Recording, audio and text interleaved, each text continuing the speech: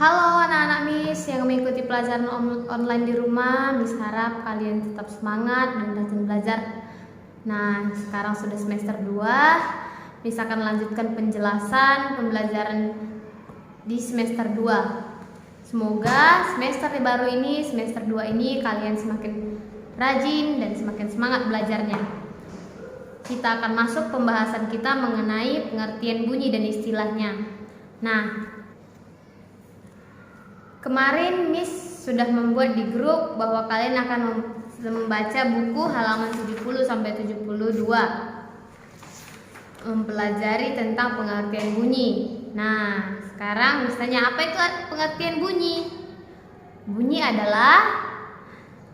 adalah salah satu bentuk energi yang dapat didengar. Oke, bunyi adalah salah satu bentuk energi yang dapat didengar. Nah, di dalam bunyi ada istilah-istilahnya. Apa saja itu? Frekuensi. Apa itu frekuensi?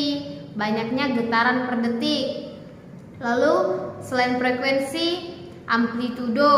Apa itu amplitudo? Simpangan yang paling jauh dari keseimbangan getaran.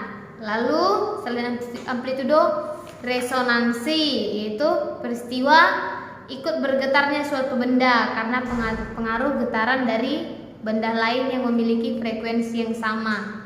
Di dalam frekuensi ada beberapa frekuensi yang bisa didengar manusia dan yang tidak bisa didengar oleh manusia. Ada 3 frekuensi. Yang pertama namanya adalah frekuensi bunyi infrasonik. Bunyi infrasonik itu getarannya di bawah 20 getaran per detik. Nah, 20 getaran di bawah 20 getaran per detik itu bunyinya tidak dapat didengar oleh manusia. Yang dapat mendengar adalah jangkrik dan anjing. Lalu bunyi audiosonik. Bunyi audiosonik siapa yang bisa mendengar? Bunyi audiosonik inilah bunyi yang dapat didengar oleh manusia. Bunyi yang dapat didengar oleh manusia yang memiliki getaran 20 sampai 20.000 getaran per detik.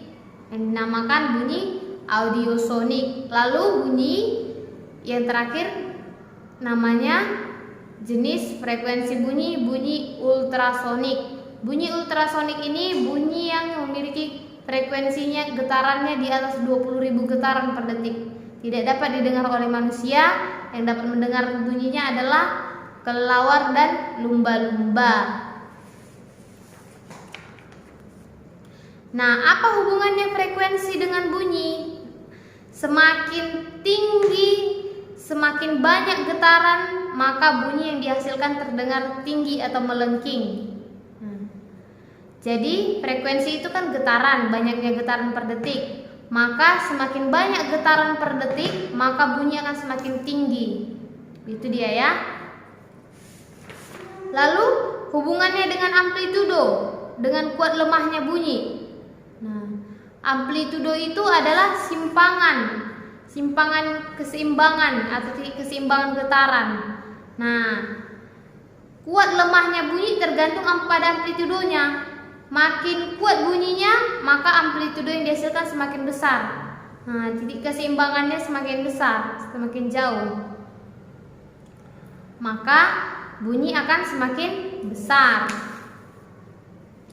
Jadi dalam bunyi, frekuensi, resonansi, amplitudo itu semua berhubungan. Itu adalah istilah-istilah yang harus kita ingat.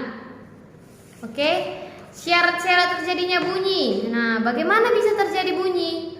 Bunyi bisa dihasilkan dari sumber bunyi. Sumber bunyi itu dari mana? Dari benda yang bergetar. Setiap benda yang bergetar bisa kita dengar bunyinya, karena benda yang bergetar menghasilkan bunyi. Contohnya, suara manusia berasal dari mana? Dari pita suara yang bergetar. Nah, ada pita suara, jika tidak bergetar maka tidak dapat menghasilkan bunyi. Jadi, suara manusia berasal dari pita suara yang bergetar. Lalu apalagi? Garpu tala. Nah, jika kita ketuk garpu tala itu akan menghasilkan bunyi. Dari alat musik kita dengar bisa menghasilkan bunyi. Contohnya seperti trompet, gitar kita dengar bunyinya ketika dipetik senarnya, bergetar senarnya maka kita dengar. Drum, nah kulit drum itu ketika kita pukul bergetar maka dapat kita hasilkan maka dapat menghasilkan bunyi, bunyinya bisa kita dengar. Oke? Nah, kalian sudah mendengarkan penjelasan Miss? Lalu kalian harus mengerjakan latihan untuk membuktikan kalian paham mengerjakan dengan penjelasan Miss dari halaman 72 nomor 1 sampai 3, kerjakan di buku tugas.